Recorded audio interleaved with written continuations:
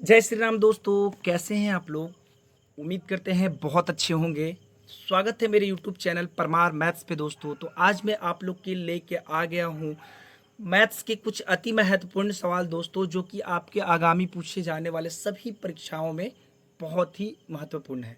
तो जो भी छात्र जो है कमज़ोर छात्र हैं, जो बिना पेन पेपर उठाए सोल्व करना चाहते हैं मात्र 10 सेकेंड में, तो ये वीडियो पे बने रहे, पूरा वीडियो देखिएगा। बहुत ही छोटा वीडियो है लेकिन बहुत ही फायदेमंद है दोस्तों। ठीक है, तो आइए दोस्तों देखते हैं आज का पहला सवाल। पहला सवाल क्या कहता है, और अच्छे से देखिएगा, कोई भी दिक्कत हो तो एक बार ज़रूर बताइएगा। ठीक है दोस्तों, चलिए देखते हैं आज का पहला सवाल। पहला सवाल क्या कहता है, और अच्छे से ध्यान से, पहले मैथ्स के सवाल बनाने से पहले उसको सबसे पहले उसका कॉन्सेप्ट समझना जरूरी होता है। समझ रहे हो बात को। सबसे पहले उसका कॉन्सेप्ट समझो कि कॉन्सेप्ट क्या कह रहा है। अगर कॉन्सेप्ट समझ जाओगे तो मैथ्स की कोई भी ऐसा सवाल नहीं है जो तुमको कभी भी हिला सकता है। समझ में आ रहा है। तो चलिए सवाल पढ़ते हैं। कहता है एक वस्तु के क्रय मूल्य तथा विक्रय मूल्य का अनुपात 13:9 है। समझने की कोशिश कीजिएगा। जितने भी बच्चे हैं एक बार ध्यान से देखिएगा, सवाल को अच्छे से एकदम प्यार से देखो। एक वस्तु के क्रय मूल्य तथा विक्रय मूल्य का अनुपात यानी रेशियो दिया हुआ है कितना, 13:9। समझने की कोशिश कीजिएगा। यदि वस्तु पर 320 रुपये की हानि होती है, क्या होता है, 320 रुपये की हानि होता है, तो क्रय मूल्य तथा विक्रय मूल्य का जोड़ कितना है। जोड़ रुपए में कितना पूछ रहा है, समझने की कोशिश कीजिएगा। अब मैं समझाता हूं आपको सवाल को क्या कहा। कहता है कोई वस्तु है जिसका क्रय मूल्य तथा विक्रय मूल्य का अनुपात जो है 13:9 है, यानी कि खरीदता है 13 में और बेचता है 9 में। उसको क्या हुआ, खरीदता है 13 रुपये में कोई वस्तु और बेचता है 9 रुपये में वस्तु को। अब कहता है यदि वस्तु पर रुपए में 320 रुपये की हानि होती है, कितना होती है हानि, यानी ये रेशियो में कितना इसका लॉस हुआ, 13 में खरीदा 9 में बेचा, यानी कि 4 रुपये का इसको लॉस हो गया दोस्तों रेशियो में। और रुपये में कितना दिया हुआ है, 4 रेशियो बराबर 320 रुपये। समझने की कोशिश कीजिएगा, क्या समझने की थोड़ा सा कोशिश कीजिएगा दोस्तों। 4 रेशियो बराबर 320 रुपये। तो बताइए दोस्तों, 1 रेशियो बराबर कितना होगा, 1 रेशियो बराबर 80 हो जाएगा। 420 को 320 को 4 से भागे कर दिए। जब 1 रेशियो बराबर 80, अब आगे का सवाल थोड़ा सा पढ़ते हैं। तो क्रय मूल्य तथा विक्रय मूल्य का जोड़, क्रय मूल्य तथा विक्रय मूल्य यानी 13 और 9 कितना हो जाएगा, आपका आ जाएगा 22। तो 1 रेशियो बराबर 80, तो 22 रेशियो बराबर कितना होगा, 22 अठे कितना होता है 176, यानी 1760 रुपए। 1760 रुपए। देखिए तो 1760 रुपए किस ऑप्शन नंबर डी में है, किस ऑप्शन में है, ऑप्शन नंबर डी आपका बिल्कुल सही आंसर है। तो उम्मीद करते हैं दोस्तों इस प्रकार का सवाल अगर आपके पास आए, कभी भी एग्जाम में आए, तो आपको ऐसे ही बनाना है बिना पेन पेपर उठाए। मैं तो बस आप लोग को सोल्व किए करने के लिए इतना समय लूँ, आपको कुछ नहीं करना है। बस इन दोनों का माइनस कर देना, आ गया 4, 4 रेशियो बराबर 320, 1 रेशियो बराबर 80। जब 1 रेशियो बराबर 80 और ये दोनों का जोड़ हो गया 13 9 22, 22 अट्ठे 176, यानी 1760 रुपये। बस आ गया, 10 सेकेंड भी लगा नहीं लगा। चलिए, उम्मीद करते हैं आपको इस प्रकार का वीडियोस और ये सवाल बहुत अच्छा लग रहा होगा। अच्छा लग रहा है तो लाइक शेयर और सब्सक्राइब अपने चैनल को जरूर कर दीजिएगा, प्यार दिखा दीजिएगा दोस्तों। ठीक है, और हाँ, अब ये पर डे मैथ्स और रीजनिंग आपका वीडियो पर डे, एक दिन मैथ एक दिन रीजनिंग आएगा।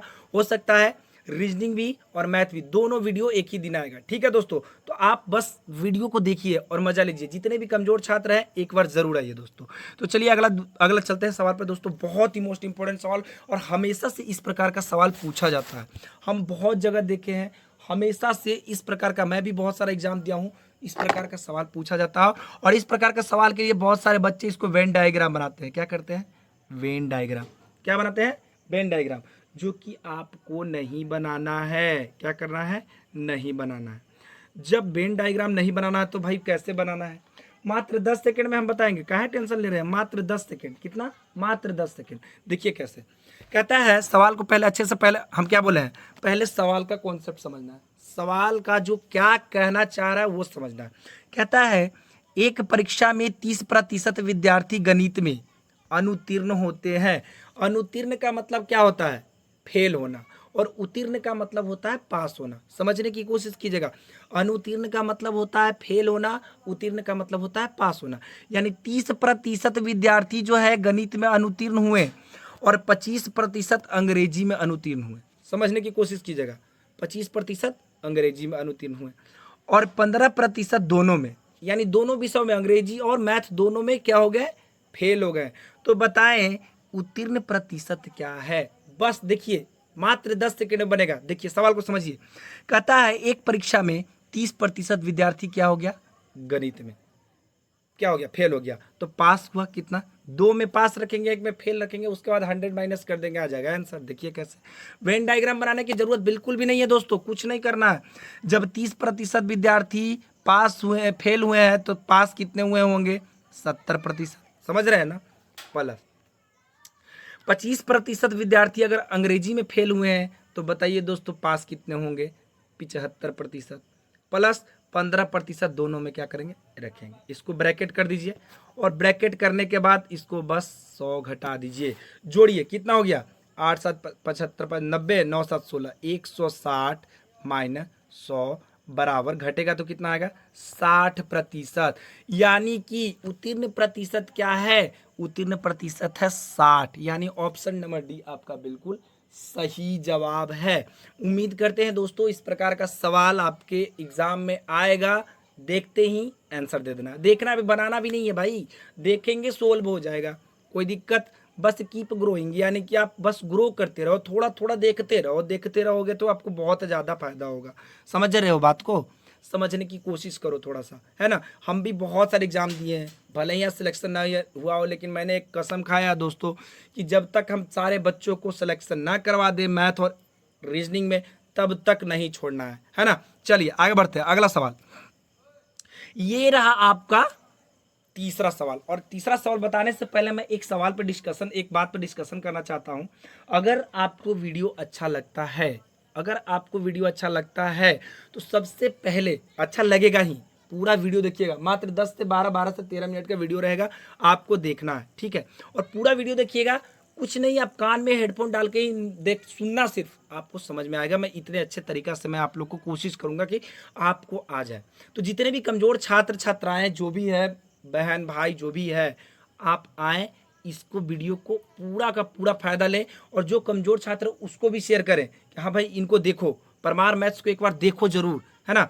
चलिए सवाल कहता है 5 मजदूर दिन में 12 घंटे काम करते हुए एक कार्य को 30 दिनों में पूरा कर सकते हैं। सवाल का कॉन्सेप्ट समझना है, कुछ करना नहीं है, सवाल का कॉन्सेप्ट समझना है। सवाल समझिए, बस सोल्व हो जाएगा। दिन में 12 घंटे काम करते हुए 15 मजदूर इसका आधा कार्य, आधा मतलब 1/2 उसका करने के लिए कितने दिन लगेंगे। बस सल सोल्व हो गया। देखिए आप समझिए कॉन्सेप्ट को।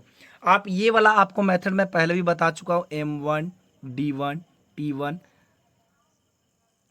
बटा W1 बराबर M2 D2 T2 बटा W2। समझने की कोशिश कीजिएगा। चलिए आगे बढ़ते हैं दोस्तों।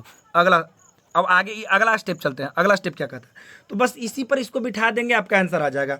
M1 मतलब आदमी, आदमी होता है, यानी 5 मजदूर 12, यानी दिन, D1 मतलब कितना, 30 दिनों में कितना, T1 12 घंटे, यानी समय भी ले रहा है और काम क्या कर रहा है, एक दिन एक काम कर रहा है, कोई काम कर रहा है मतलब एक काम, बराबर। इसको थोड़ा सा मिटा दूं, चलिए थोड़ा सा इसको ऐसे करते हैं, बस समझने की कोशिश कीजिएगा, है ना। चलिए अब कहता है दिन में 12 घंटे काम करते हुए 15 मजदूर, यानी M2 यानी 15 मजदूर, T1 T2 यानी 15 मजदूर कितना दिन में है, 12 घंटे काम करते हुए D2 दिनों में क्या करते हैं, आधा, उसका आधा यानी 1/2। और ये जो 2 है दोस्तों, ये 2 ऊपर चला जाएगा गुने में, बस इसी को कटा लीजिए, आपका आंसर आ जाएगा। कैसे, देखिए 12 से 12 खत्म हो गया है, हो गया, 15 दूना का 30 खत्म हो गया, और 2 से 2 ये खत्म हो गया, बच गया कितना, 5 दिन। D2 बराबर कितना आ गया, 5 दिन। देखिए तो 5 दिन किस ऑप्शन में दिया हुआ है दोस्तों, 5 दिन किस ऑप्शन में दिया हुआ है, कि सर ऑप्शन नंबर सी में दिया हुआ है। ऑप्शन नंबर सी आपका बिल्कुल सही जवाब हो जाएगा। तो देखिए दोस्तों इस प्रकार से आपको कोई भी टीचर नहीं बताएगा, एक बार आकर देखिए तो सही वीडियो पे। व्यूज मत देखिए कि व्यूज आ रहा है कि नहीं, बस ये देखिए कि आपका बताने का तरीका कैसा है, आपका समझने का तरीका कैसा है, किस तरह से आप समझ पाते हैं, बस एक बार जरूर देखिए, है ना। आइए आगे बढ़ते हैं। अगला सवाल, अगला सवाल पे चलते हैं दोस्तों। और ये रहा आपका चौथा सवाल। और वीडियो अच्छा लगता है तो लाइक शेयर सब्सक्राइब कमेंट जरूर कीजिएगा कि मैं आपको कैसे बता रहा हूं। चलिए ये भी सवाल देखिए, इतना मोस्ट इंपॉर्टेंट सवाल है ना, और मात्र 10 सेकेंड में बनेगा, बस 10 सेकेंड में, ओनली फॉर 10 सेकेंड। बस देखो, कहता है यदि a बराबर 16, ध्यान से देखिएगा, यदि a बराबर 16 b बराबर 5 तो a square plus B square plus A B बटा A Q minus B Q का मान क्या होगा। बस इतना ध्यान रखिएगा। क्या है, सबसे पहले देखेंगे A square plus B square plus A B. चलिए अच्छा, इतना तो आपको समझ में आ गया। आपको इस पे बिठाना भी नहीं है, 16 ए की जगह बी की जगह, ये सब कुछ नहीं करना है, बस ध्यान देना है। मात्र 10 सेकंड में कैसे सोल्व होता है मैं बताता हूँ, कुछ नहीं है। अब अगर आपको फार्मूला याद है तब इसको याद कर लीजिए अच्छे से।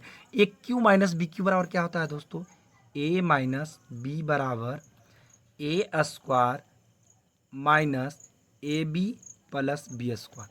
अब ये माइनस अब प्लस क्या हो जाएगा, खत्म हुआ।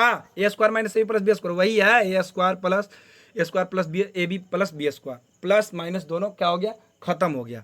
अब क्या बचा, ऊपर एक बचा नीचे ए माइनस बी बचा, ऊपर एक बचा ए माइनस बी, ए बराबर अब मान बैठा दीजिए 16 माइनस बी बराबर 5, चलिए घटा दीजिए, ऊपर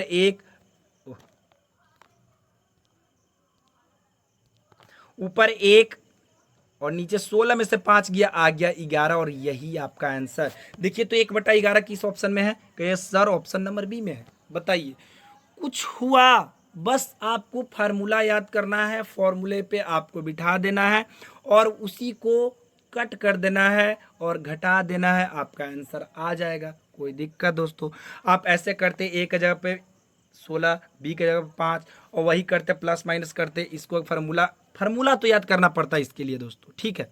तो उम्मीद करते हैं सभी को ये वीडियो पसंद आया होगा दोस्तों। इस प्रकार का सवाल जब भी आएगा आपको क्या करना है, बस वीडियो को पूरा देखना है, ज़रूर देखिएगा, ठीक है। चलिए आगे बढ़ते हैं। और ये रहा आपका होमवर्क का सवाल दोस्तों। इस प्रकार का सवाल मैं आपको बता चुका हूँ पिछले वाले वीडियो। चलिए दोस्तों अब आते हैं हम लोग रीजनिंग के कुछ महत्वपूर्ण सवाल पे दोस्तों। मैथ्स का आपका सवाल हो चुका है और मैथ्स में जो भी मैंने आपको होमवर्क दिया उसका आपको आंसर कमेंट बॉक्स में बताना है। तो चलिए अब देखते हैं रीजनिंग का कुछ महत्वपूर्ण सवाल दोस्तों।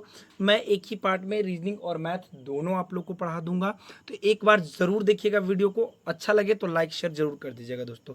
तो आइए देखते हैं पहला सवाल रीजनिंग का पहला सवाल क्या कहता है, बहुत ही मोस्ट इंपॉर्टेंट सवाल है। देखिए इस प्रकार का सवाल हमेशा पूछते रहता है। कहता है यदि माह के 17वें दिन सोमवार पड़ता है, समझने की कोशिश कीजिएगा। माह 30 दिन का भी होता है, 31 दिन का भी होता है।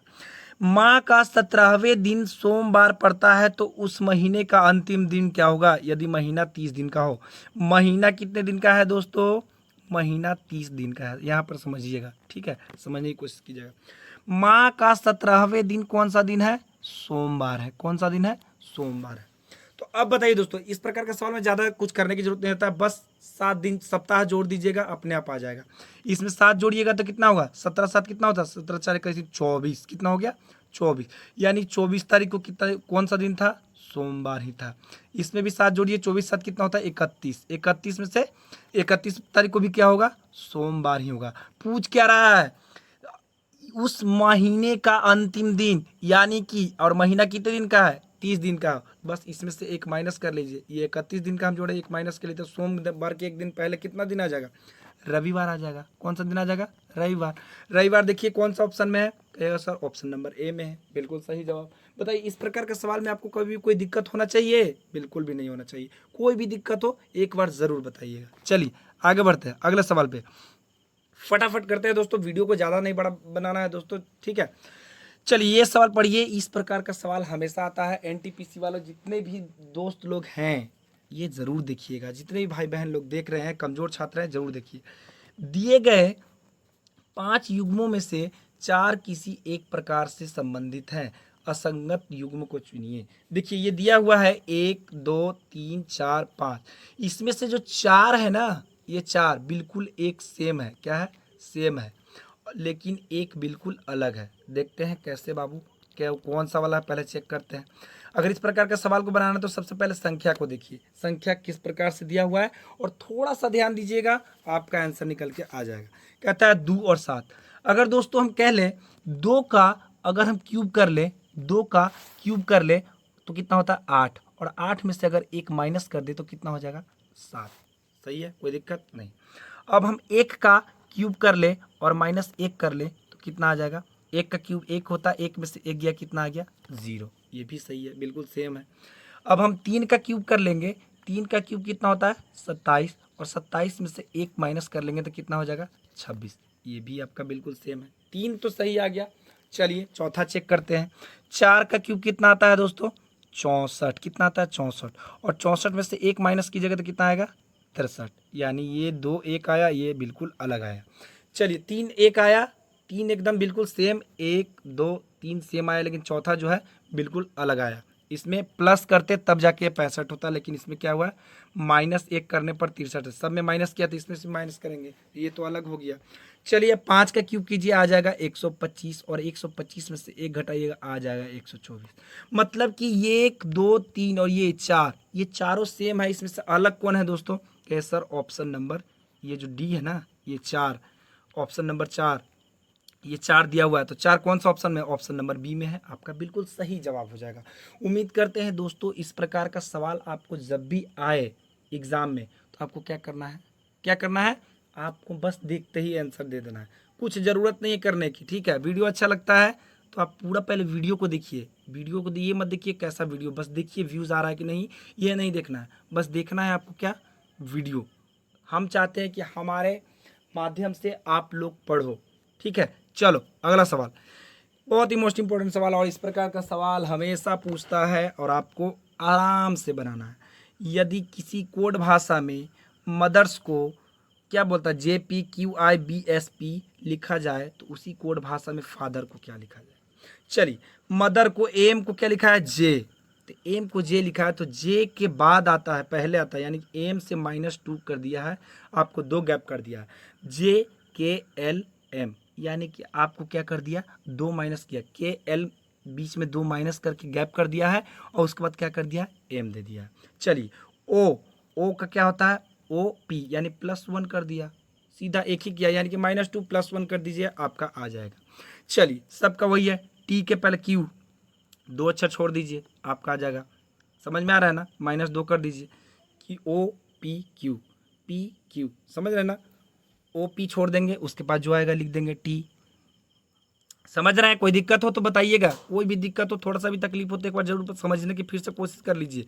देखिए जे का उल्टा से सीधा ठेठ भाषा में, देसी भाषा में समझिए, जे के बाद क्या आता है के, जे के बाद क्या आता है के के बाद क्या आता है एल, और एल के बाद क्या आता है एम, यानी ये जो 2 है ना, ये 2 छोड़ दिया है, और 2 छोड़ने के बाद क्या दिया है एम दे दिया है। समझ में आ गया, कोई दिक्कत बिल्कुल नहीं। उसी प्रकार से हम डायरेक्ट यहाँ चलते हैं, फादर को एफ है, एफ आता है, एफ आता है ना, सबसे पहले समझिएगा, कोई भी दिक्कत हो बताइएगा। GH, सॉरी माफ़ कीजिएगा, 1 minute 2 second 2 second 2 second, F के पहले क्या आता है दोस्तों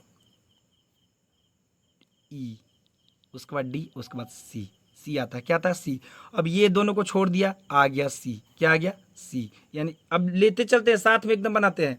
ओ के बाद क्या है दोस्तों पी, ओ के बाद क्या है दोस्तों पी। अब ए के बाद क्या आएगा, ए के बाद क्या आएगा +1 किया है, ओ के बाद पी एक ही जोड़ा है, ओ के बाद क्या आता है पी, यानी +1 एक ही किया है, तो ए के बाद क्या आ जाएगा बी, बस बन गया इतना, इससे आगे करना ही नहीं है। सी और बी सिर्फ और सिर्फ एक ऑप्शन में दिख रहा है, वो है ऑप्शन नंबर सी, बस मार दो आंसर आ गया। उम्मीद करते हैं इस प्रकार का सवाल आपको कभी भी तंग नहीं करेगा एग्जाम में, देखते ही बना देना है, कुछ नहीं किए हैं। जे है, जे के बाद क्या है KLM, एफ है, एफ के पहले क्या आता है EDC, यानी ई और ई इसको बीच में क्या कर दिया छोड़ दिया, उसके बाद दे दिया। कोई दिक्कत नहीं ना, परेशानी बिल्कुल भी नहीं होना चाहिए। चलिए आगे बढ़ते हैं, अगले सवाल पे चलते हैं। अगला सवाल क्या कहता है, ये देखिए, ये वाला सवाल मुझे ना आप लोग को बताना था कि सबसे मोस्ट इम्पोर्टेंट सवाल है, मोस्ट इम्पोर्टेंट सवाल है, इसको आप ज़रूर देख लीजिएगा। ठीक है, इसको अच्छे से देखिएगा, इसको स्किप मत कीजिएगा दोस्तों। ठीक है, अच्छे से समझिएगा, ठीक है, समझने की कोशिश कीजिएगा। उस विकल्प का चयन करें, चुनाव करें जो समूह में अन्य से भिन्न है। यानी इन चारों में से कोई एक अलग है। देखने की कोशिश कीजिएगा। सबसे पहले सवाल को समझिए, सवाल को समझने की कोशिश कीजिएगा, अच्छे से देखिएगा, ठीक है। सवाल को अच्छे से देखिए। ये देखिए एक ऐसे है, ऐसा करके दिया हुआ 1 2 3 4। चलिए इसमें भी 4 भाग है। 1 2 3 4, इसमें भी 4 भाग है। इसमें 1 2 3 4, इसमें भी 4 भाग है। 1 2 3 4, इसमें भाग है। तो ये तो देख लिए, इस प्रकार से देख लिए। अब जरा देखेंगे, अब देखिएगा थोड़ा सा। अब देखिए ये जो दिया हुआ है, ये जो गोल वाला जो वृत्त दिया हुआ है, इसमें भी देखिए बराबर भाग है, ये भी बराबर भाग है, ये भी बराबर, ये भी बराबर है कि नहीं है। समझने की कोशिश कीजिएगा, एक बार समझिए कोशिश कीजिएगा। इसमें भी देखिए तो बराबर है, इसमें भी बराबर है, इसमें भी बराबर, इसमें भी बराबर, यानी ये दोनों भी बराबर है। अब इसमें भी देखिए ये भी बराबर है, ये भी बराबर है, ये भी बराबर है। लेकिन ये जो चौथा वाला ऑप्शन है, कोई बड़ा कोई छोटा कोई बड़ा, इसमें इक्वल नहीं, यानी कि ऑप्शन नंबर डी आपका बिल्कुल सही हो जाएगा। पूछ क्या रहा था, जो समूह में अन्य से अलग है, यानी ये 3 एक जैसे हैं, बराबर बराबर हैं 4 भाग में, और ये जो है बड़ा छोटा यानी अलग है। यही आपका आंसर हो जाएगा। उम्मीद करते हैं आपको अच्छे से समझ में आ गया होगा, और इस प्रकार का सवाल आपको कभी भी एग्जाम में तंग नहीं करेगा। समझ में आ रहा है दोस्तों। चलिए आगे बढ़ते हैं, अगला सवाल। और हाँ दोस्तों, मैं बता दूं कि अगर वीडियो अच्छा लगता है तो आप एक बार ज़रूर लाइक शेयर कमेंट कर दीजिएगा, ज़रूर कर दीजिएगा, अच्छा लगता था। ये भी मोस्ट इम्पोर्टेंट सवाल है, ये भी मोस्ट इम्पोर्टेंट सवाल है, इसको आप नोट कर लीजिए। कॉपी कलम जो भी आप लेकर बैठे हुए हैं, इसको नोट कर लीजिए। एक घड़ी में 4:30, समझने की कोशिश कीजिएगा, 4:30 यानी 4:30 बजे यदि मिनट की सुई पश्चिम दिशा की ओर है तो घंटी की सुई किस दिशा में। देखिए ये जो समझने की कोशिश कीजिएगा, ये थोड़ा सा समझने में थोड़ा सा लगेगा, आप समझिएगा। चलिए सबसे पहले तो दिशा देख लेते हैं। दिशा आप लोग सभी को समझ में आता है ना, ऊपर उत्तर, नीचे क्या होता है दक्षिण, दाहिने साइड होता है पूरब, और बाएं साइड होता है पश्चिम। चलिए ये तो समझ गए। कहता है एक घड़ी में, घड़ी कैसा होता है, सबसे पहले गोल पार लिए, एक ये हो गया, ये हो गया, ये हो गया, ये हो गया, ये 12 3 6, और ये हो गया 9। अब चलिए 12 के बीच में क्या आता है 1 2, ये हो गया 3, ये हो गया 4 5। चलिए देखिए समझिएगा, ये हो गया 6, ये हो गया 7 8, ये हो गया 9, और ये हो गया 10 11। चलिए कह रहा है कि एक घड़ी में 4:30, 4:30 का मतलब क्या होता है, मिनट का सुई क्या है, मिनट जो है 4:30 हो रहे हैं। समझने की कोशिश थोड़ा सा कीजिएगा, आपको समझ में आ जाएगा। मिनट का सुई जो है ये वाला है, ये देखिए ये वाला समझिएगा। और घंटे का सुई 4 यानी 4:30, यानी 5 और क्या 4 के बीच में होना चाहिए। समझ रहे ना, समझिएगा, थोड़ा सा समझने को कीजिएगा। ये घंटे का सुई कहाँ आ जाएगा, ये दोनों के बीच में, देखिएगा थोड़ा सा समझिएगा, ये दोनों के बीच में आ गया। चलिए आगे बढ़ते हैं। यदि मिनट की सुई पश्चिम दिशा में है, चलिए यदि मिनट का सुई पश्चिम दिशा में है, मिनट कौन सा है, देखिए मिनट का सुई सामने दिख रहा है, 6 पर दिख रहा है, पश्चिम दिशा में है। जब ये पश्चिम दिशा में है तो इसके सामने कौन सा हो जाएगा, उत्तर हो जाएगा। उत्तर है ना, देखिए पश्चिम के सामने कौन है, पश्चिम के सामने कौन है, पूरब है, माफ कीजिएगा पूरब है, पश्चिम के सामने पूरब हो जाएगा। 2 सेकेंड, हाँ पश्चिम के सामने कौन हो जाएगा, पूरब हो जाएगा। तो बताइए दोस्तों इसके जस्ट सामने वाला क्या हो जाएगा। जब बाएं साइड क्या हो गया, बाएं साइड पश्चिम हो गया, तो दाहिने साइड कौन हो गया, पूरब हो गया। तो इसके सामने वाला जस्ट क्या हो जाएगा, ये हो जाएगा उत्तर, और ये हो जाएगा दक्षिण। कोई दिक्कत, पीछे क्या हो जाएगा, दक्षिण हो जाएगा। अब पूछ क्या रहा है, तो घंटे की सुई, ये जो घंटे की सुई है, ये देखिए ये वाला देखिए, कलर चेंज करके दिखा दें। ये जो घंटे की सुई है किस दिशा में होगी, तो बताइए दोस्तों, घंटे की सुई जो है ये 4 और 5 दोनों के बीच में है, और ये दोनों के बीच में कौन कौन सा है, दक्षिण और पश्चिम दोनों के बीच में आ जा रहा है। तो कौन सा आंसर हो जाएगा, दक्षिण पश्चिम आपका बिल्कुल सही जवाब हो जाएगा। उम्मीद करते हैं आपको समझ में आ गया होगा। इस प्रकार का सवाल आपको कभी भी एग्जाम में आए तो आप एक थोड़ा सा भी सोचना नहीं है, देखते ही आपको बना देना है।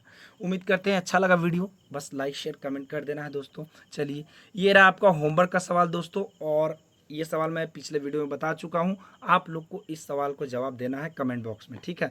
तो दोस्तों अगर वीडियो अच्छा लगा है तो एक बार लाइक शेयर सब्सक्राइब कर दीजिएगा।